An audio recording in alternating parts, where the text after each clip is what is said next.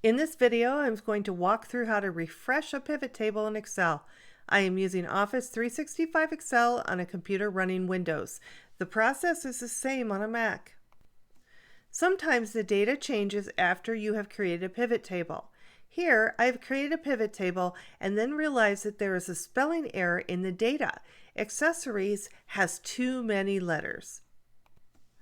I will check back on my original data worksheet and I can spot the error right away. You may need to use the search and find feature if your data set is large, but here we have just the one error. Let's fix the error, and now the data has the correct spellings. However, when I switch back to the pivot table, the spelling error is still in there.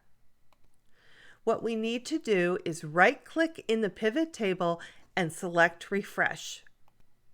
The pivot table is now updated. The error no longer shows. That's it. We are done. This video was created and narrated by Dr. Wendy Tietz and is part of the Excel Skill Builder video series. See accountingisanalytics.com for additional faculty and student resources.